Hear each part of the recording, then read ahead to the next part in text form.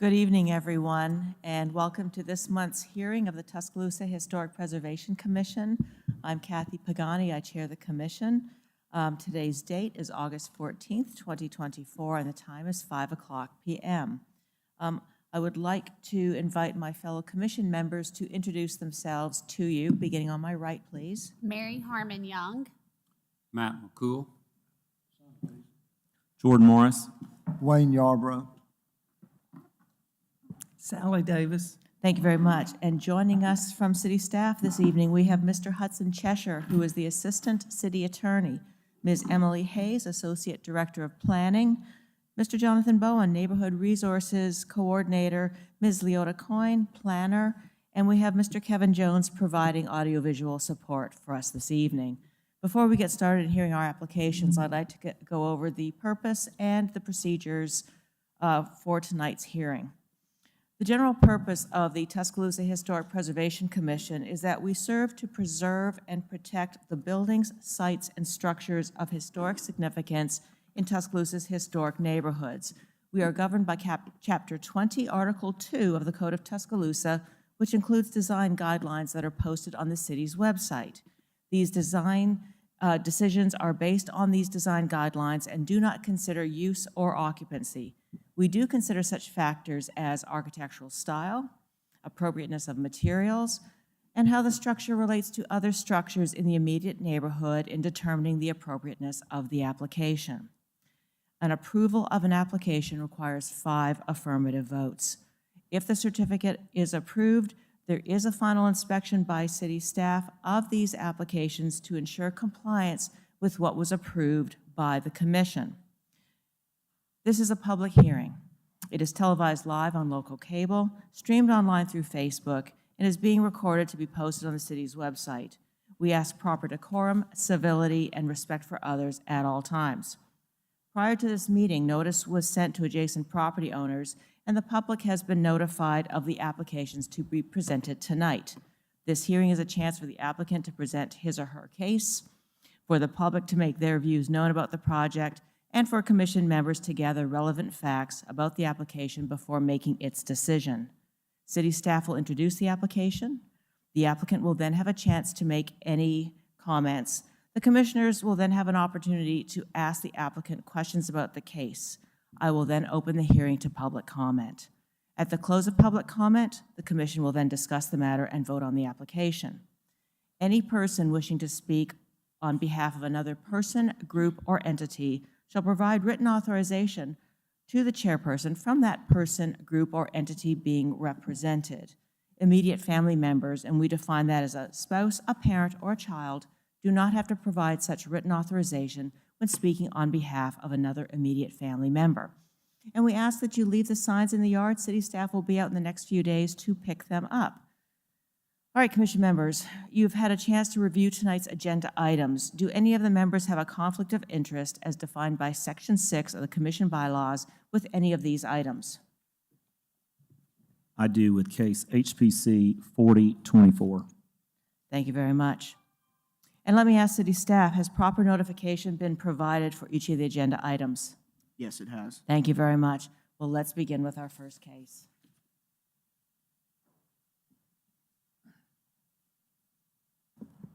All right, hi Commission. Starting off tonight, we have a case requesting to continue, that is HPC 3524. This is John M. McInnes III, petitions for a certificate of appropriateness to paint previously unpainted brick on the primary structure on the property located at 1501 Deering Place.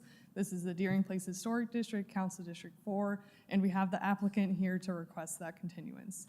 Thank you very much. Let me invite the applicant or the applicant's representative to come up to the podium, please. And we'll need your name and address for the record, please. Sure. Richard Harwood, 13668 Sharps Lake Road, Northport, Alabama. Well, thank you for coming tonight, Mr. Harwood. Is there anything else you'd like the commission members to know about your application? So John McInnes is the owner. His son is living there. He's playing baseball at Alabama. The son was the one that didn't know what he should have done for the historic district. I'm not sure what procedure would follow if John were here. He's out of the country, so he's got designated agent form that we've got signed and notarized, and Leota had it. But I've also got confirmation from him by text and email that if it could be settled tonight and not be put off, he would be glad to do that. There was a fee that, some type of invoice that I went ahead and got a check for an invoice. And I'm not sure how this proceeds. They've done the certificate of appropriateness, so is there a fine, or how does this work? So at this point, if you are choosing to move forward with it tonight, the commission absolutely can choose to move forward rather than granting the continuance. I'm sorry? The commission can move forward with hearing the petition So tonight. we will need then Ms. Coyne to come up and present the case. Correct. Are you prepared to do that? So All right. we'll just have Ms. Coyne come up to present the case, and then you can come back up after that to answer any questions.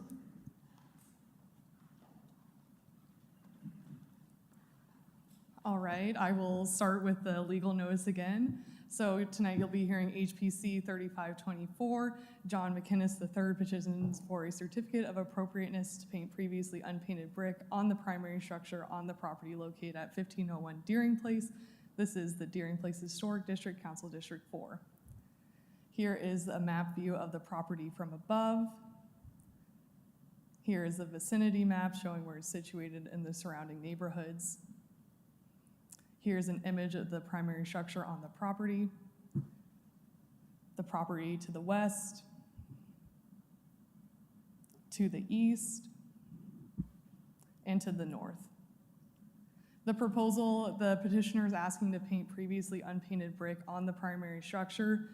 This did come to us as a violation. As you can see, it's already painted white most of the way.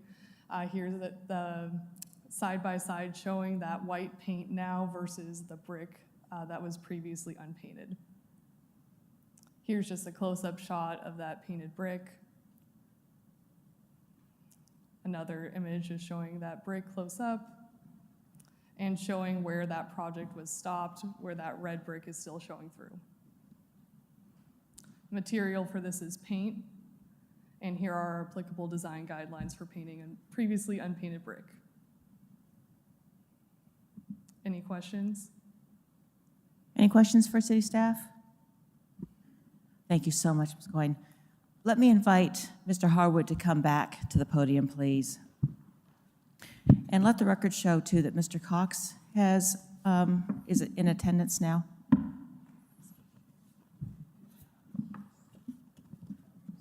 So, Mr. Harwood, what else would you like to tell us about this application? This is work that was done without prior approval. So, I think the city, you do have the certificate of appropriateness application now. I don't know if you guys have seen it or read. I don't think it's more of an excuse than an explanation on what he was thinking. He didn't know that he had to have approval. In his words, it makes the home look more clean and in better shape. Most of the houses around his house were already white. There were 10 surfaces of the home that were white, and red bricks stuck out. On the other hand, our neighbors also have white brick, white homes. We painted to match, to fit in not only the home, but the trim and the home and the surrounding, and it would match the surrounding houses as well. This is a University of Alabama student that took it upon himself to do something he thought was basically improving the home. I know that doesn't excuse the fact that there are rules and procedures. So at this particular time, I think for me to speak for the McInnes family, they would like to know, like, what are the ramifications of what's been done? Well, so first of all, thank you very much for representing them this evening. We just want to make sure that going forward, the owner and the occupant understand that any exterior work has to be approved first, either expedited review through city staff or coming to us, as you do now, with something major like painting brick. As far as other implications, I mean, that's where it sort of ends with us tonight, although there is something in the statute within a year, if more work continues or other work continues unapproved, the city can step in on that as well. But what we do tonight is we just consider your application and we vote on it. And so I'd like to invite my fellow commission members to ask you any questions if they have any. Is there any, do you have any questions for anyone? I think that's all we need you for right now. So, Mr. Harwood, thanks so much. Have a seat, and then we'll just move on with the, with considering your application.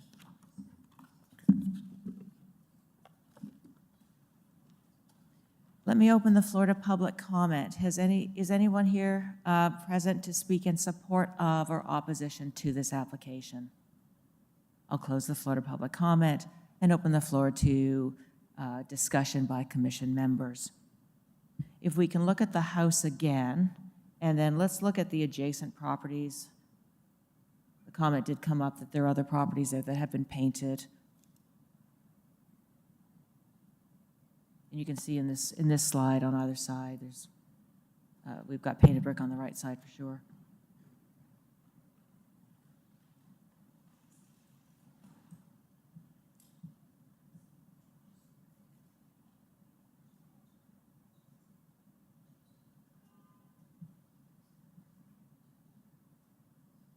And while we don't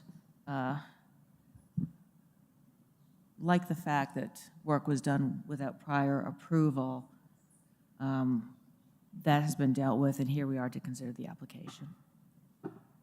I would like to say that looking at the red brick, the unpainted brick, frankly, I don't see anything architecturally significant about the brickwork. That isn't always the case. And so I wouldn't object to a vote for painting it, but I would like the petition, just for the sake of logic, to state that it is asking for retroactive permission. And if we can make that change, then I would vote in favor of the motion. And if they can't make the change, because I don't know that It's a standing motion on the floor. we have a standing motion to approve. Sorry? We have the standing motion to approve. We can certainly put it into the notes and the minutes that this is a retroactive approval. That's correct. Is that what It's you wanted? sufficient. Great, thank you. Any other comments? I will echo what Sally said. In the past, when we've denied motions to paint unpainted brick, it's due to intricate brickwork that has patterning and would be concealed with the painting work. This is a completely uniform brick. It doesn't even have a range to it. So if the issue of it being retroactive notwithstanding, I wouldn't have any issue with it. Thank you. Hearing no further comments, we have a standing motion to approve HPC 3524, John M. McGinnis III, petitions for a certificate of appropriateness to paint previously unpainted brick on the primary structure on the property located at 1501 Deering Place in the Deering Place Historic District, Council District 4. And we shall vote. Beginning on my left, please, Dr. Davis. Yes. Yes. Yes. Yes. Yes. Yes. Yes. Yes. All right, Mr. Harwood, the application has been approved this evening. Should anything change, please see city staff before you proceed, and good luck with the project.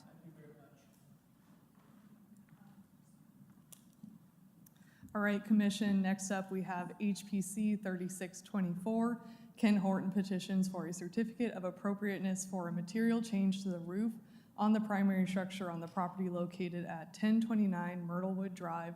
This is the Myrtlewood Drive Historic District in Council District 4. Here is an image of the property from above, where it's situated in the surrounding neighborhoods. Here is an image of the subject property. Its neighbor to the north, to the south, and to the west.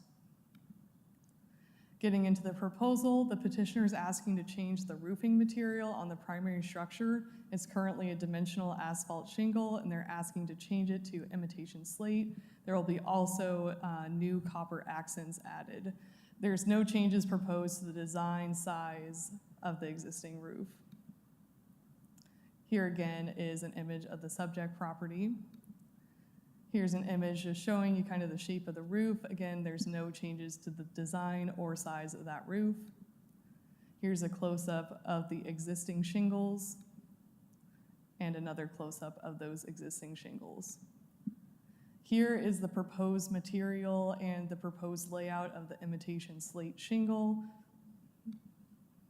And here is those products on another property. For those materials, it's again imitation slate as well as some copper accents. Here is the material guide for the imitation slate and the rest of those pages for that material guide. Here are applicable design guidelines for roofs and our appropriate roofing materials. Any questions? It appears we have none. Thank you. Let me invite the applicant or the applicant's representative to come up, please. And would you mind stating your name and address for the record, please, sir? Sure. My name's Ken Horton. I'm an owner of 1029. We've recently put our house in Birmingham on the market, and we've decided to make Tuscaloosa our home. We bought this home in this neighborhood, close proximity to the stadium. We're in a historic district, but it's kind of unique. My house was only built 20 years ago, but it was built 2005, 2006. Some of those homes that are in there back to, I guess, late 1800s, 1900s, however old. But the bottom line is the roof is 20 years old. It hasn't, there's a lot of sun there. I don't know why, but it fades it, number one, and number two, it just deteriorates it. So we're in the need of putting on a new roof. I could just go a cheaper route and just put in a regular roof like that's on it currently. But we wanted to, step it up a little bit. If you go to look at some of the old homes in and around Tuscaloosa, slate is a very popular thing that was done, years ago. So this is the house you saw was my house in Mountain Brook. And if you look at English Village and all those different places, this is the material they're using. So it's a step up, and I think it improves the neighborhood. And I would like to see it that, once we do it, that other people will spend the money and increase the value of the neighborhood. So that's it. I do have Hinkle here today. So we're using a reputable company that's, renowned, and they're ready to order and get it done. So that's it, but we're glad to be here. Thank you. Hang on one second. Are there any questions for Mr. Horton from commission members? Well, we don't have any questions for you, so thank you so much. All right, thank you. All right, let me open the floor to public comment. Is there anyone here to speak in support of or opposition to this application? Sure, come on up. The house I had in Mount Brook, we did copper at the ridges and at the top. Can we show that? The manufacturer, the guy was telling me, see the copper at the top? This isn't going to have copper at the top because that company now makes it so the ridge crap is all slate. So the only copper that you're going to see is the gutters, and there'll be 2 gutters in the front that'll be copper. So, and there's none of that ridge cap stuff. It's all, 100% roof. Great, thanks for clarifying. No one here to speak in support of or opposition to, someone to speak in support? Yes. All right, come on up, and we will need your name and address for the record, please, sir. Of course. Good evening. I'm Jay Sputron with Hinkle Roofing. Our company is located at 639 First Court North in Birmingham. Again, I was just here to support Mr. Horton in this project. As you can see here, this is an EcoStar product that is installed on his house in Birmingham, and something similar to what we'll be doing here in Tuscaloosa. It's a fantastic product. It's got a 50-year warranty. A lot of homes are actually going to this because it's a little bit more durable than slate. You don't have to worry about the breaking and the shipping mishaps that you do get with it. And Mr. Horton is correct, it will add value to the home, and it gives a nice, clean curb appeal look. A lot of historic districts are actually considering products like this when they're going to replacements because of the look that it gives without all the breaking and shipping issues that you typically get with slate. So I'm here for any questions. Could you let everyone know what this imitation slate is made out of? Just for clarification. Yes, ma'am. So basically, it's a composite shingle that's made up of various materials that are formed there in the factories. It is, it has variations in it like you would see with a typical roofing slate tile. What we're actually going with is the midnight blend. It gives a little bit of the dark and a little bit of the gray, so it gives that variation that you typically see with a Dover black slate that you would order, and it's going to be just a knockout roof. Thank you very much. Yes, Appreciate that. All right, no Thank further you. questions. Thank you. Let me close the floor to public comment and open the floor to discussion by commission members. Well, obviously, I'm very much in favor of it because I've got it on my house. And it was approved by this commission before I got on it, and I'm very familiar with Hinkle since I've been in the roofing business for 49 years, so here in Tuscaloosa. I'm very familiar with them. They're a great company. Thank you. I was going to go ahead and speak to, we have approved this material before. It has a good appearance. It is of high quality. This is not an old house either. So it's not one of our real standout structures that has a very unique look. You're replacing asphalt shingles. Asphalt shingles were really kind of developed to be a faux slate, many, many decades ago. So I don't have any issue with this petition. Great. Any further comments or questions? All right. So we have a standing motion to approve HPC 3624, Ken Horton petitions for a certificate of appropriateness for material change to the roof on the primary structure on the property located at 1029 Myrtlewood Drive in the Myrtlewood Historic District, Council District 4.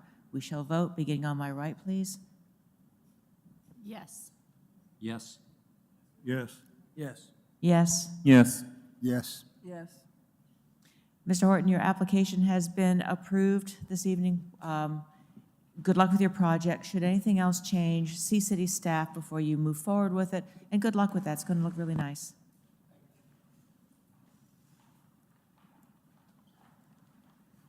All right, next up, we have HPC 3724. Jody Helmuth petitions for a certificate of appropriateness for alterations to the roof on the primary structure on the property located at 1507 13th Street. This is the 13th Street Historic District in Council District 4. Doesn't deal better with the approval. Here is an image of that property from above. Here is the vicinity showing where it's situated in the surrounding neighborhood. Here's an image of the primary structure on the property, the neighbor to the east, neighbor to the west, and neighbor to the north. Getting into the proposal, the petitioner is asking to raise the roof line on the rear of the primary structure and add slope. They're also asking to extend the rear walls where needed to meet that new roof line. The materials are going to be asphalt shingles and vinyl siding, both of which will match the existing. This project did come to us as a violation case. This property received an expedited review with no exterior alterations permitted, and this went beyond the scope of that expedited review. Here's the image again of that primary structure on the house.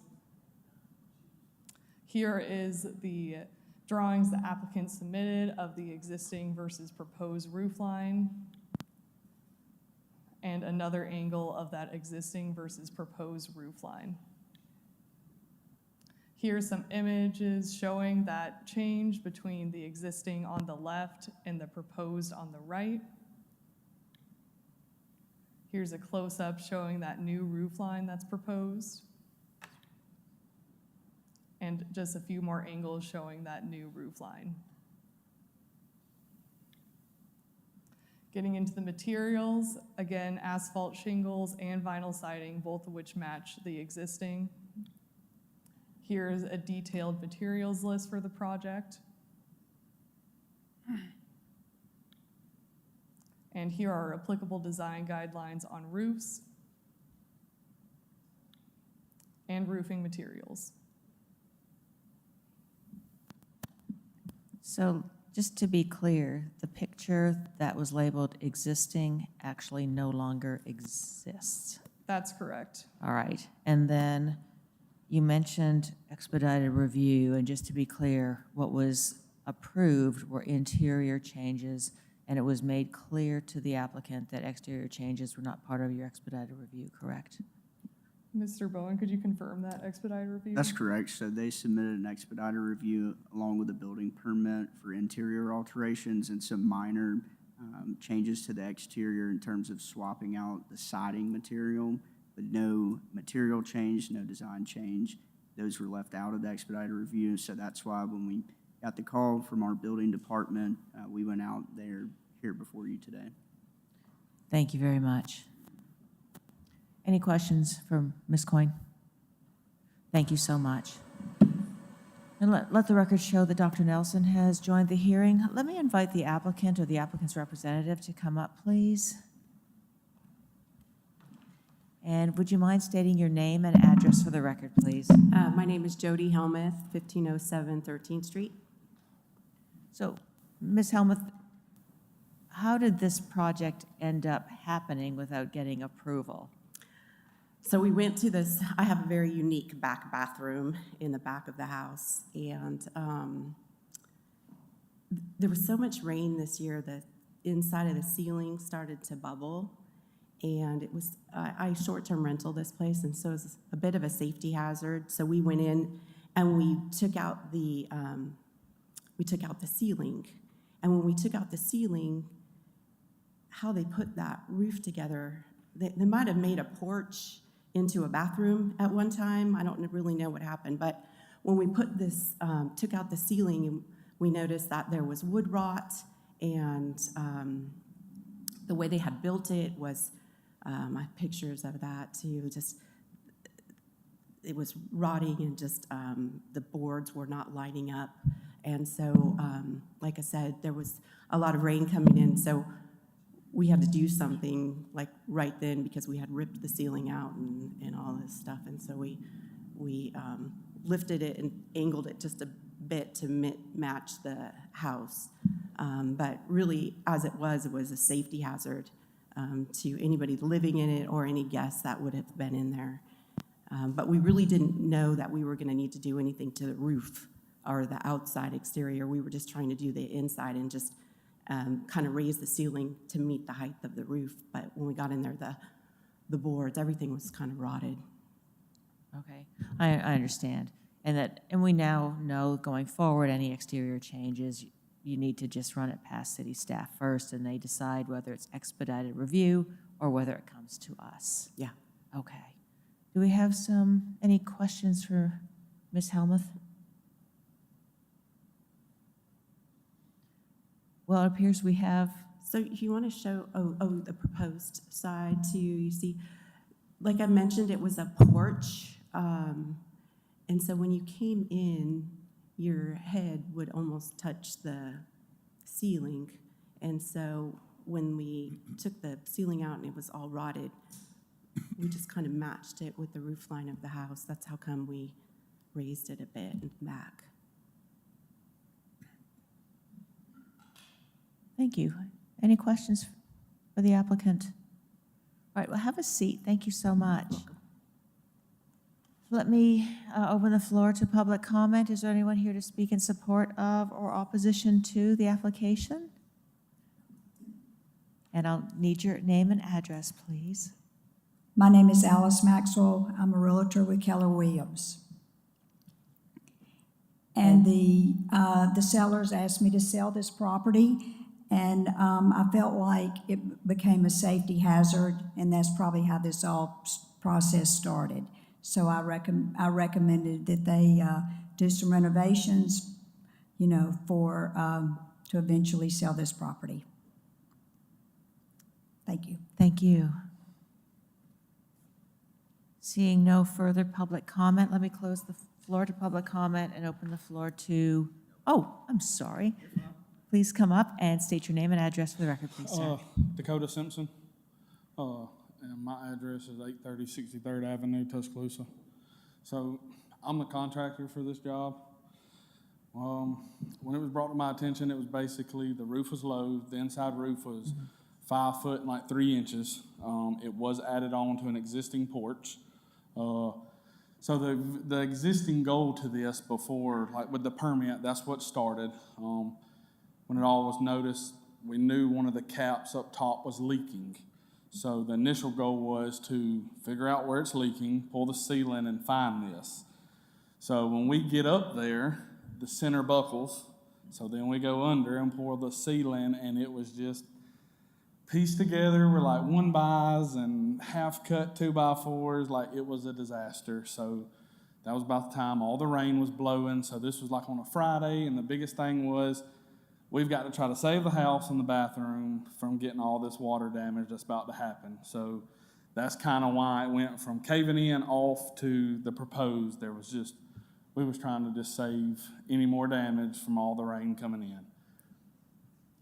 Thank you for providing that information. Yes, ma'am.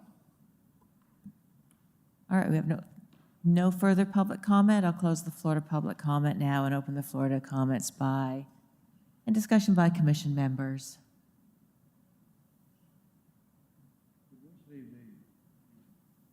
Did we see the sheet where it shows what the guidelines on the roof pitch?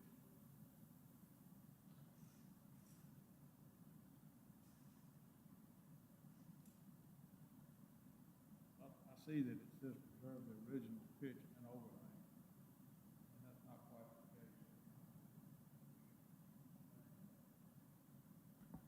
case. Mr. Deasy, can you repeat your question? It does, I can see that. His is, it's turning on and off on its own. The guidelines say to maintain the original pitch, and this is not doing that. It appears to be very low, but it just doesn't meet the guidelines, in my opinion. And let's just take another look at the photos of the former existing and the proposed. There we go.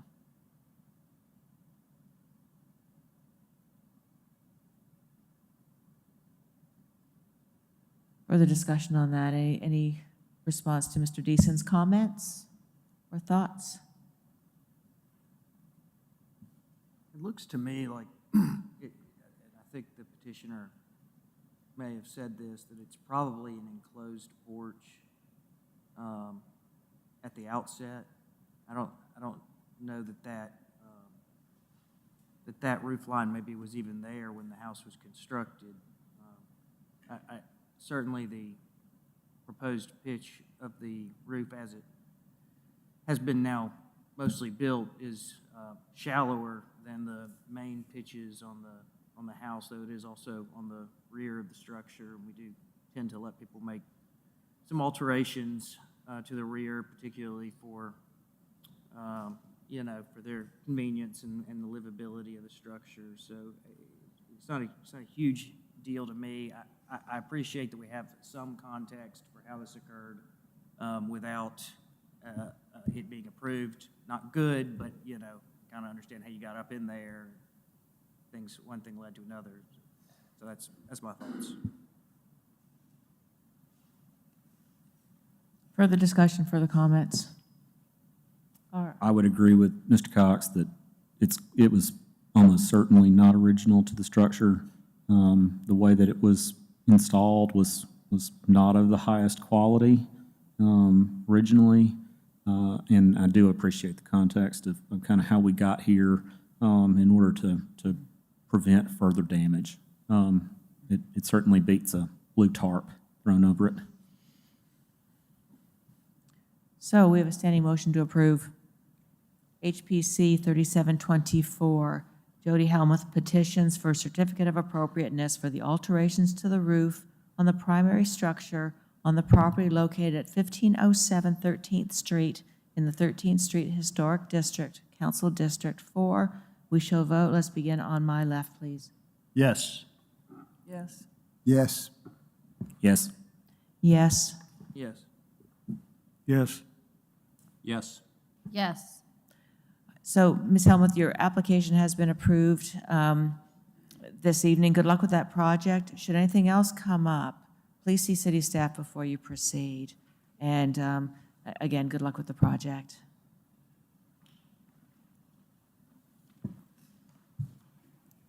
All right, next up, we have HPC 3824, Philip Weaver petitions for a certificate of appropriateness to paint previously unpainted brick and for the installation of a sign on the primary structure on the property located at 1824 University Boulevard in the Druid City Historic District, Council District 1. We have spoken to the applicant. The sign portion of this application has been withdrawn. Tonight, you will only be hearing about the painting of previously unpainted brick request. Here is an aerial view of the property. Here's where it's situated in the surrounding neighborhoods. Here's an image of the property and the adjacent property to the east. Getting into the proposal, the petitioner is asking to paint previously unpainted brick white on all 3 building facades. There are currently 2 different colors of brick present. Here again is that front facade on this building. Here's showing that red brick to be painted. The yellow brick to the right, that is on the adjacent property. It is that red brick here to be painted. Here is that side view. Here you can see there's more of that red brick in a transition into yellow brick. This is all to be painted. Here's just a broader view of that. And here's looking at the rear. We go back to some red brick that is also to be painted. Material is paint. And here are applicable design guidelines on painting. Questions for city staff? All right, thank you very much. Let me invite the applicant or the applicant's representative to come up, please. And we'll need your name and address for the record, Sure. please. Philip Weaver, 1918 University Boulevard, 35401. Really looking to just clean up a hodgepodge of different colors and types of brick. As you can see, there's actually 3 different ones, including the back side of the building. The gas company occupied this building since the 60s, and they redid the front facade, which is that skinny red brick, from my understanding, in the early 60s. So it's not part of the original structure, and just looking to paint it all white and clean it up. Do we have any questions for Mr. Weaver? Just for our clarification, there is no intent to paint the exposed concrete, or? We do want to paint the concrete as well, yes.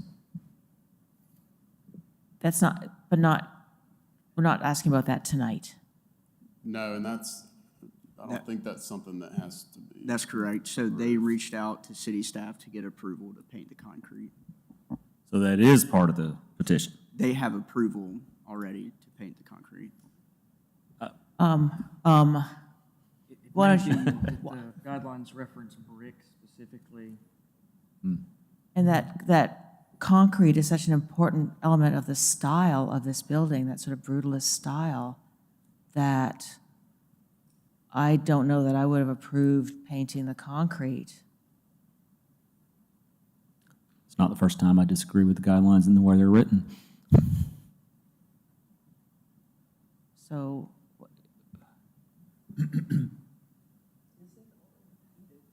no, it's raw. It's concrete.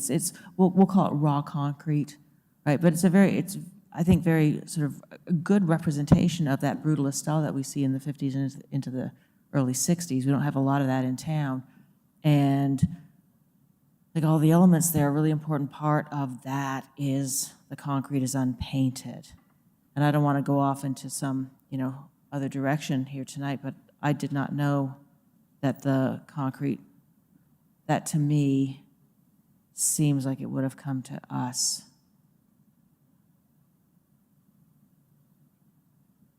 I think we're gonna need Mr. Cheshire.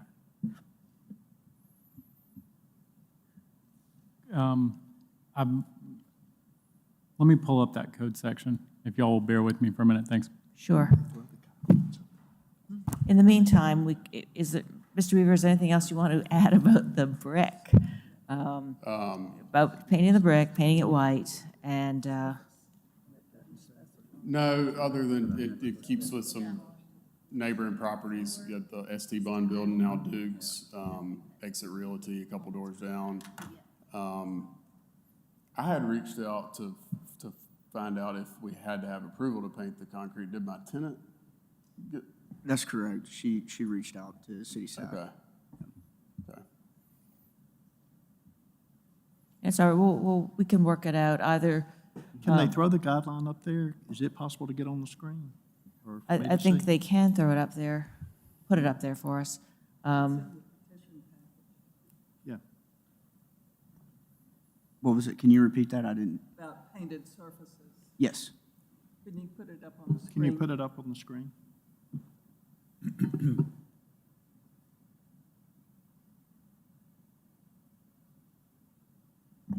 It'll be just one moment. Line item 63 says surfaces exterior alteration, addition, or removal are major work.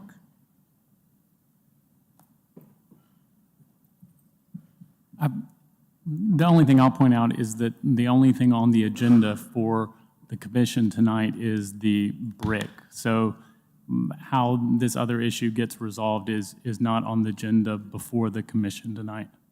But my understanding is that there was already an expedited review to paint the concrete. Is that correct? Yes, that is correct. And that's, the commission is hearing of it, and the commission is having an issue with that part of it. So far, we haven't gotten to what we're actually here to talk about, but this is something where something's been approved that it appears to me in the design guidelines would fall along the same lines as painting brick. It's considered major work that comes to us.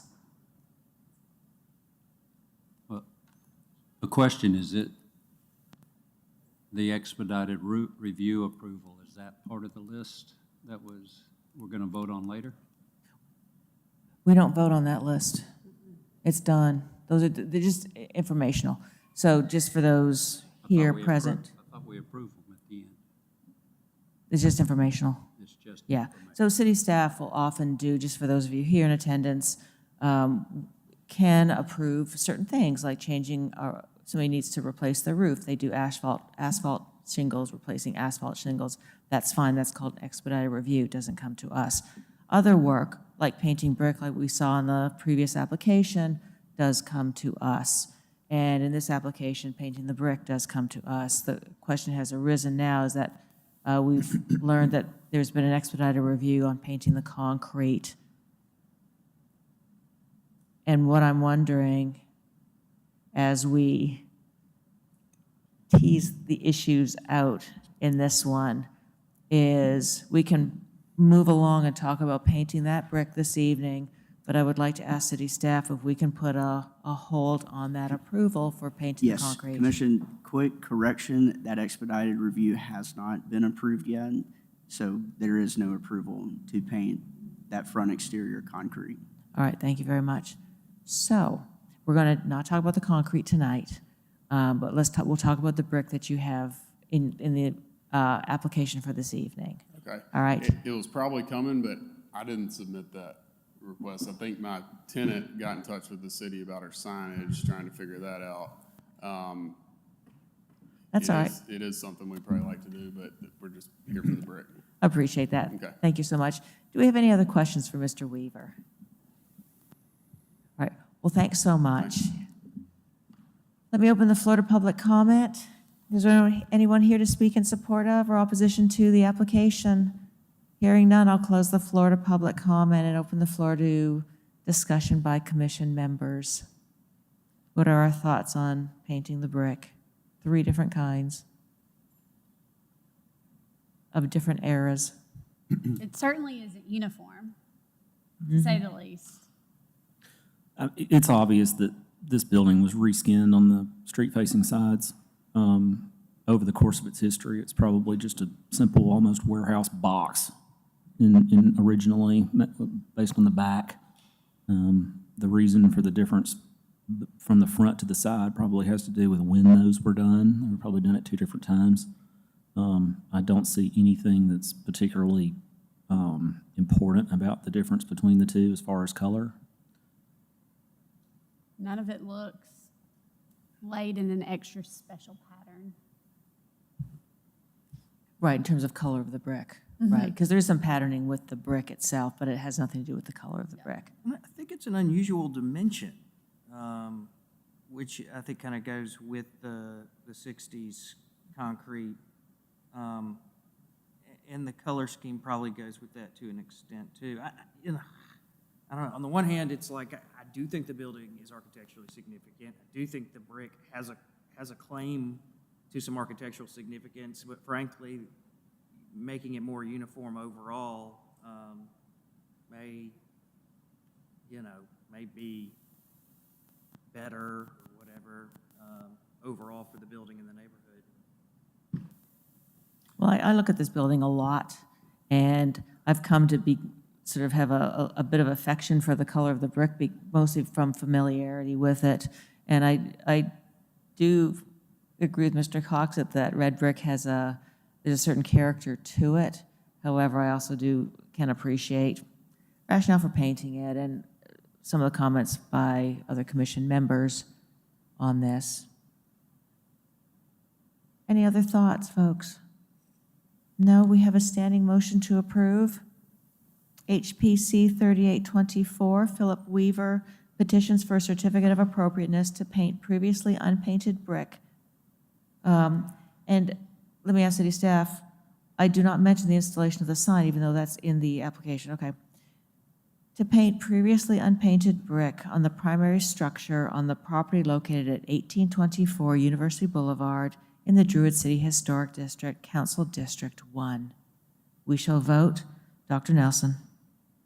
Yes. Yes. Yes. Yes. Yes. Yes. Yes. Yes. Yes. Mr. Weaver, your application has been approved this evening. Good luck with the project. Should anything else come up, please see city staff. And thank you very much.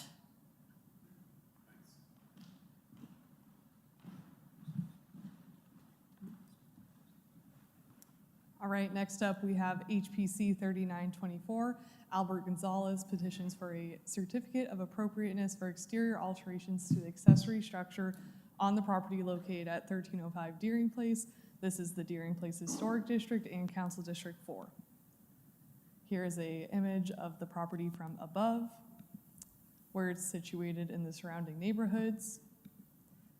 Here is an image of the primary structure on the property. Here's the property to the south, to the north, and to the west. Getting into the proposal, there's 4 parts to this proposal. The first 3 are associated with the accessory structure, which is a detached garage. For that detached garage, they're proposing to change the design of the roof. It's currently flat. They would want to add a gable roof. The materials for that will be asphalt shingles and cement board to match the existing residence. They also want to add a 4-foot metal shed roof at the rear of that detached garage and add an eyebrow pergola to the front of the detached garage. The last piece, separate from the accessory structure, is to construct a 4-foot tall and 50% opaque front yard fence made of wood on the north side of the property. Here is again the primary structure on the property. Here is a site plan. There is a lot of work going on this property. We've asked the applicant to split it up between the items you are reviewing as HPC tonight and those that have received expedited review by city staff. So if you see some of those called out in the following elevations, that's where those are coming from. Here is an image of that accessory structure. Here's an image just showing where that accessory structure is in relation to the primary structure on the property. Here is a side elevation. You can see adding that gable roof here, adding that 4-foot metal shed roof here, and adding the eyebrow pergola here.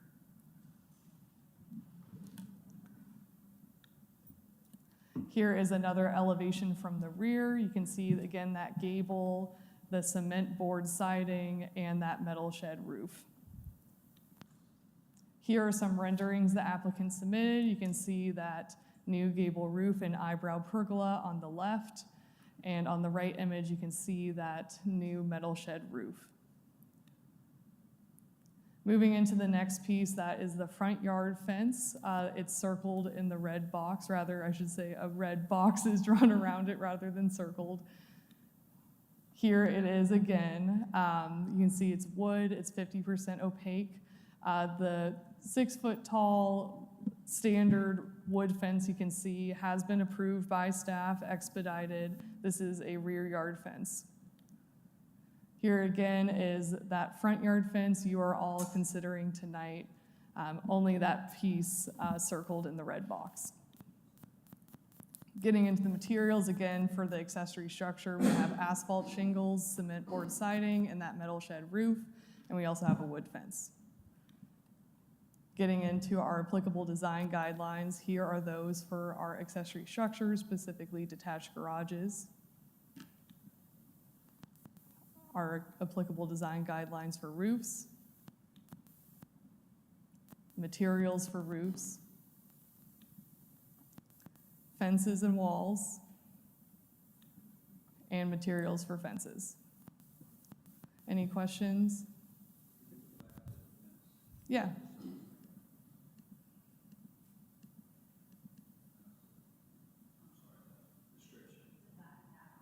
Oh, sorry. We will fast forward now, the other way. Is your question what mine is? Number, is that the finished side of the fences to the exterior of the property? We couldn't hear you. I'm sorry. Is your question the same as mine, which is present the finished side of the fences to the exterior of the property being fenced? Because it looks like the finished side is coming toward the property. It looks to me like a shadow box Is it? fence. I think so. But what about the one behind it? Look at the picture. Well, that. Was expedited, but it Well, looks- let's, and just city staff has given that an expedited Right, review but, I mean, approval. maybe the drawing's wrong, but isn't that So- the finished side toward the property? And actually, you know what, and with the drawing too, the fence we're considering tonight, I thought in another image, it looked like a sort of a shadow box where they're well spaced. This But I one's guess shadow box, not, no, but it's, What about the one behind it, Well- though, that they just built? Is it finished to the, it's a, It looks shadow box to me, I don't know. which one? Well, let's ask the Yeah, we application can- about Okay. that, but let's ask was cities. that your question? Was that your question? No, I was looking for the guideline on the, when does it become the front fence, right? I see. Sorry. At the, The front facade line of the Front of the house. house. Yep, Yeah, yep, the setback. I Yep. have that question as well. yep, that's where it happens, and that's when we consider it. But let's ask city staff very quickly, and we can talk to the applicant about the fence we're considering. The fence that you approved, the finished side is on the exterior side, correct? So that will be something we will work with the applicant with the expedited review. It is contingent upon it meeting all the requirements for rear and side yard fence. Okay, got it. So prior to the final inspection, that would be corrected. So- And typically, we do not see a rendering of a side or rear yard fence, so that is something that we will work with the applicant. Has it already been constructed? It is not, to my It's knowledge. not? Okay, we can talk to the applicant tonight. Other questions? Those are good observations, folks. Any other questions for city staff? All right, so moving on, thank you. let me invite the applicant or the applicant's representative to come up, and if you don't mind stating your name and address, sir, for the record. My name is Albert Gonzalez, 4 Crestline Drive, Tuscaloosa, Alabama, 35405. Well, thank you for coming this evening, Mr. Gonzalez. So we do have a couple questions right away about the fence. Okay. Because one of the requirements in our design guidelines is that well, why don't you tell us a little bit more about the construction of this fence that's in the red box? I totally agree with you guys. It will be on the neighbor side, Okay. the pretty side. It's just, it was a way to entice the client into allowing us to build this. So, but yeah, the vertical member will be on the opposite side, facing the neighbor. Okay, thank you. Shadow box fences are also appropriate, you know, but thank you for clarifying that. Other question, well, and then for the expedited review fence, the tall one in the back. Same thing. It's the same sort of thing, okay. Now, commission members, do you have other questions about the application presented? Looks like it's going to be an improvement as far as the accessory structure, and I'm excited to see how it finishes out. Appropriate materials, relating it to the main structure, all of that sort of, you know, gets all the check marks for us. Follows our design guidelines. Yep. Well, it appears we have no more questions for you, so thank you very much. Thank you. Is there anyone here to speak in support of the application or in opposition to the application? Then let me close the floor to public comment. And let's open the floor to discussion by commission members. Anything, any discussion? Have we established that that shorter fence, the 4-foot fence, goes beyond the setback of the house, which is not characteristic of the historic district, and there's no other such fence on Deering Place or 13th Street in the historic district? And so beyond the setback of the house, you're talking about the front facade? The front, yeah, because this is in the front. Yes, yes. You're talking about that front line, though, from the front of the house across. Let's just take a look quickly at what We're we going to have pull here. up a Google Street View image. I believe there is an iron fence that currently splits these two properties, so we're going to try to pull up an image of that. Can we also see Where the is site? that? Where are you referring? We're going to pull up a Google Street View image, but currently where the fence line is running to split these two properties exists an iron fence. Don't know if it's wrought iron or just some iron or metal material. We're going to pull up an image of that to show. Okay, I'd like to see it.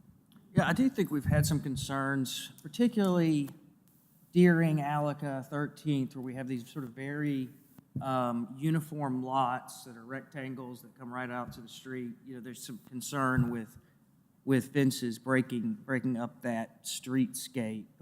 I think here, well, it looks like there's maybe something there, but you know, it's not coming up very far. It doesn't disrupt that as much for me.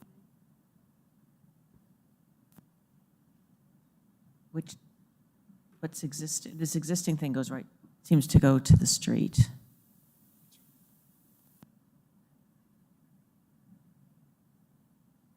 So there's an existing fence there.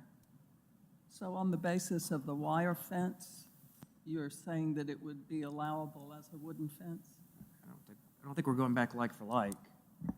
Yep, our view is just that there previously was an existing fence there, so it was just to make that note to the commission. Is the existing fence still there? To my knowledge, we don't have a picture of that. I don't know if the applicant can confirm if that fence is still there.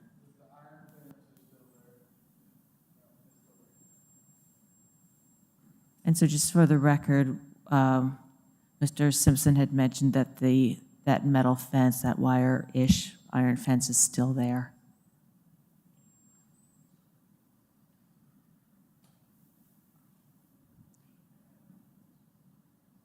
Other comments?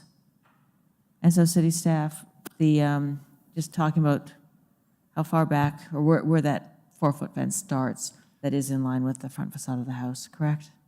So it's in line with the front facade and the 25-foot, from the property line to 25 feet, we consider a front yard fence. So to your point, it does continue past the front facade.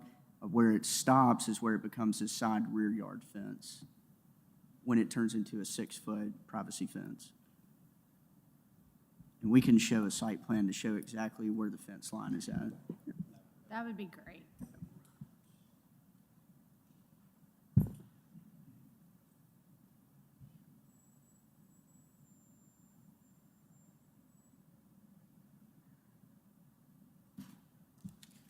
So it goes all the way to the sidewalk? So for our I mean, ordinance, it goes, There's no sidewalk. That's Does it correct. go all the way to the street? it goes right up to the front property line, at least 10 feet away from the curb line. That's a part of our zoning ordinance, but for the sake of this proposal, it does go to the front of the property line, right here. And you can see they call out the 25 feet for that fence. Mr. Gonzalez, would you like to Yeah, provide a just, little? if we can blow that, there's no way to enlarge that, right? Because I have it on my phone. So I am within the property lines. It's just 10 feet from the actual curve to allow for visibility for vehicles and stuff like that. So, yeah, I'm not going all the way up to the curb. I was told I had to be within 10 feet. So just wanted to clarify that. Do the commission members have further questions for Mr. Gonzalez while he's back up here? Isn't part of this the construction of a new gable roof? And I'm wondering what the reasons were for the gable roof. Well, if you saw the photos, the client didn't like the existing building. It's a CMU building with stucco, flat roof. It just looks detached. It doesn't match the architecture of the existing residence. And so we were asked to design and build a roof that would match the home with the same materials that are existing in the house. And it just looks better, you know? It was dilapidating and the roof actually was caving in. And so. It caved in? Well, the beams remained, but it was just in such bad shape that the previous contractor had to do some work to kind of get it safe. But now the client wants to make it. Okay, and Mr. Simpson, we'll need you to speak at the mic. But I'll tell you, well, all right, so Mr. Gonzalez, are you okay for now having a seat? And then we'll consider this public comment as we're kind of getting a little messy here, but if you have clarification on something, all right, hang on. All right, Mr. Simpson.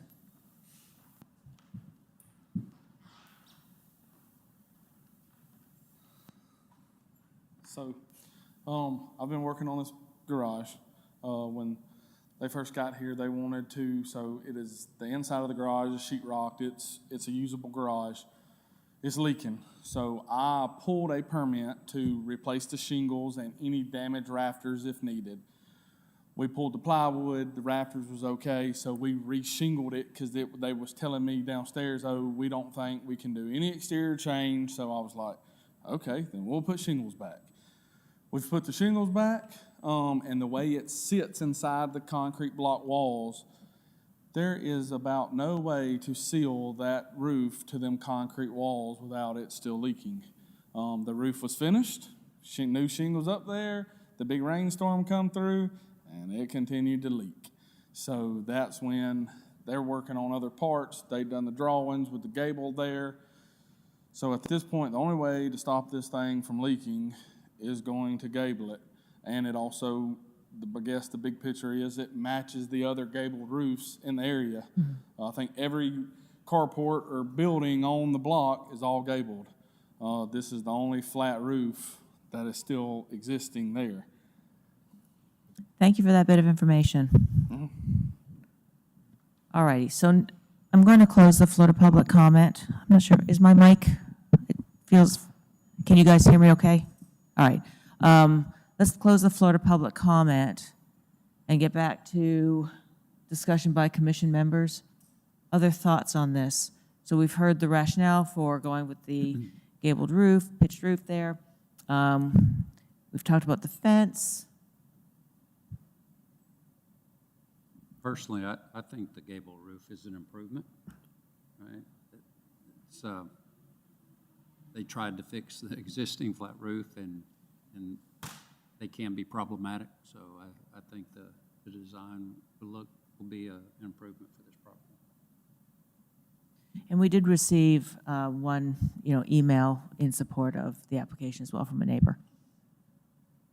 All right, well, we have a standing motion to approve HPC 3924 Albert Gonzalez petitions for a certificate of appropriateness for exterior alterations to the accessory structure on the property located at 1305 Deering Place in the Deering Place Historic District, Council District 4. We shall vote, beginning on my right, please. Yes. Yes.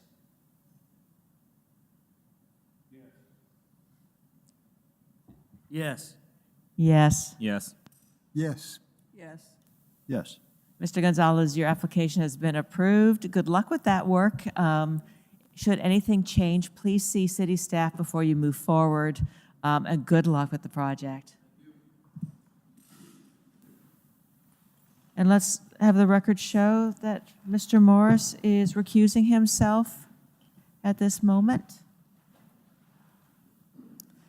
All right, Commission, next up we have HPC 4024, John and Crystal Walters petition for a certificate of appropriateness for the construction of a porch in the rear yard on the property located at 805 Almond Avenue. This is the Druid City Historic District, Council District 4.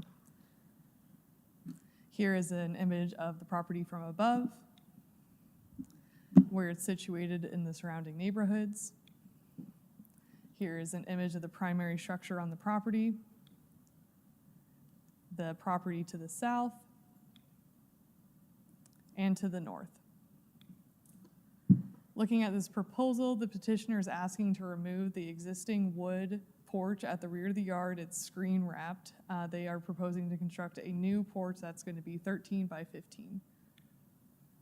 Here again is that primary structure. Here is that existing wood screen porch. Here is the site plan for this. So on the right, this is just a zoomed in version so you could see a little clearer. The existing porch is in this footprint here, and that new proposed porch is in this footprint.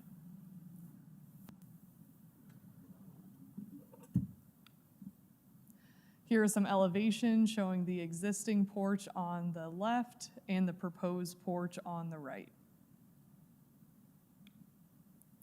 Here's just another angle of those elevations, existing on the top, proposed on the bottom. For the materials, we have a complete list here. The shingles for the roof are to match the existing. We have wood and hardy products, as well as concrete or stone pavers proposed. Looking at our applicable design guidelines for porches and for roofs and roofing materials. Any questions for staff? We appear to be good, thank you. Let me invite the applicant's representative to come up to the podium, please, and we'll need your name and address for the record. My name's John Walters, 805 Almond Avenue, Tuscaloosa, Alabama. Well, Mr. Walters, is there anything else you'd like to tell us about your project? No, we just purchased a house, and it looked like someone just did a lean-to that they put staples to hold the screen on, and it just looks rough. And Can we go back to that photo of the existing porch? There we go. It just looks out of place when you pull up to the cute little house, and we wanted something to keep the house and the look the same as it could have been in the past. And so that porch is just, it does not look right when you walk up to it. So, do we have any questions for Mr. Walters? Well, thank you so much. Appreciate that. Thank you. I'll open the floor to public comment. Is there anyone here to speak in support of or opposition to the application? Hearing none, I'll close the floor to public comment and open the floor up to discussion by commission members. Ms. Young, you look like you have something. I don't think this is contributing to anything in a necessarily positive light. Maybe it would be historic, but in a different sense. So I think this is going to be an improvement. It's also on the rear. Right. Other comments? Well, we have a standing motion to approve HPC 4024, John and Crystal Walters' petition for a certificate of appropriateness for the construction of a porch in the rear yard on the property located at 805 Allman Avenue in the Druid City Historic District, Council District 4. And let's vote. We'll begin on my left, please. Dr. Nelson? Yes. Yes. Yes. Yes. Yes. Yes. Yes. Yes. Mr. Walters, your application has been approved. Good luck with that project. And should you discover anything that needs being taken care of, please see city staff before you proceed. And good luck with this.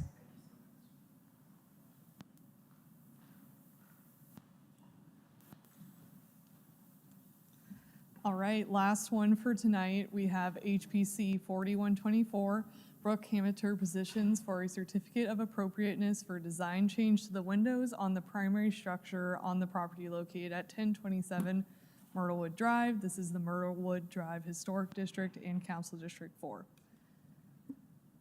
Here is an image of the property from above, where it's situated within the surrounding neighborhoods. Here is an image of the primary structure on the property. Here's its neighbor to the south and to the north and the west. Getting into the proposal, the petitioner is asking to replace all 9 windows on the primary structure. They're asking to introduce a new light pattern and use aluminum clad wood. There's no change to the number, location, or size of the existing windows. Here again is that primary structure. Here are the first 2 windows to be replaced. 2 more, another 3, and our last 2 to make 9. Here are the material specs. You can see that new light pattern to be introduced.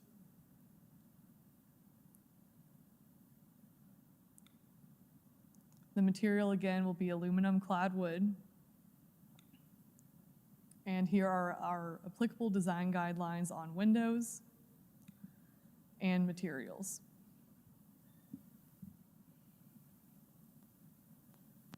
Can you show us the front facade of the house one more time, please? Yes.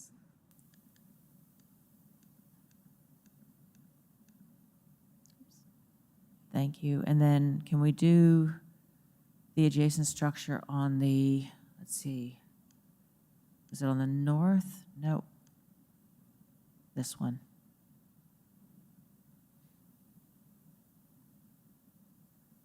Thank you. I have no other questions. Do you know the year the house was constructed? Staff can check on that and get back to you. Okay. And we can go back to that front facade again. Let's do that with the, there we go. Any other questions for city staff? All right, let me close the floor. Allow city staff to have a seat, and I will invite the applicant to come up to the podium, please. And please state your name and address for the record. Brooke Hamater, 5721 Candler Avenue. And just make sure, I know the mic is a little far away for you. Okay, is that better? That's better, thank Okay, you. thank you. We just want to capture everything you have to say. Gotcha. So tell us a little bit about why you want to change out these windows and what's going on with the house. So we're just having issues with the windows. They are rotting wood. Also, many of the seals are broken, so they're fogged up. Some are cracked.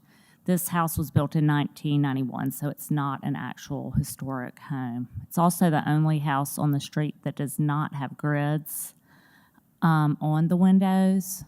So it's just time for them to be replaced. So we thought we might you know, try to change the look a tiny bit to maybe fit in, you know, with the older homes on the street. Are there other questions for Ms. Hamiter? Well, thank you very much. Appreciate that. We have no more questions for you. Okay, thank you.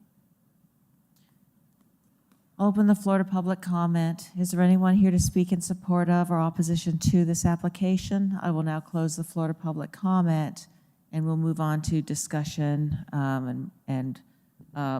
discussion by commission members. Fairly straightforward.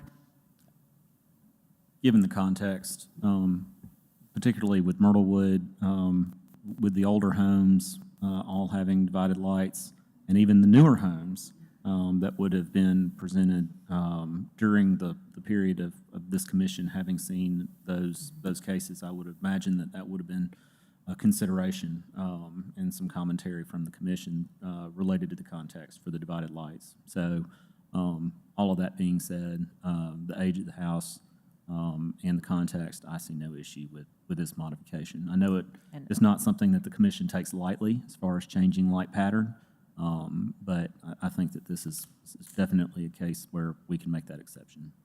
And the materials are approved as well. Any further comment?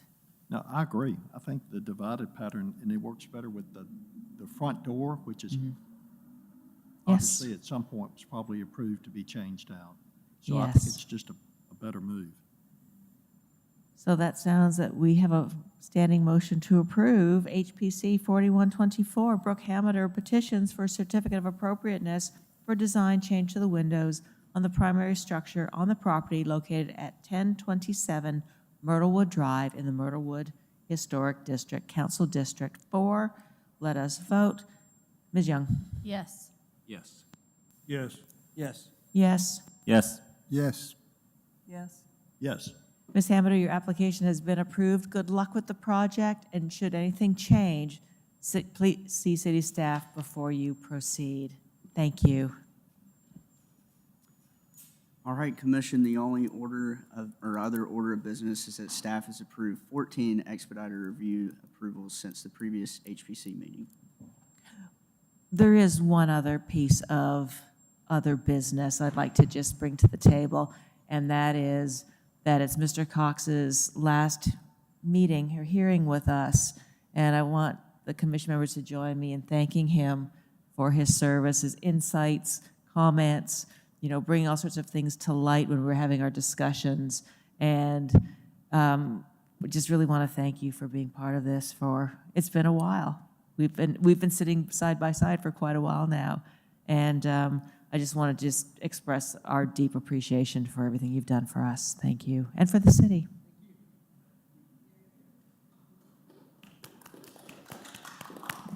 And with that, I adjourn this hearing.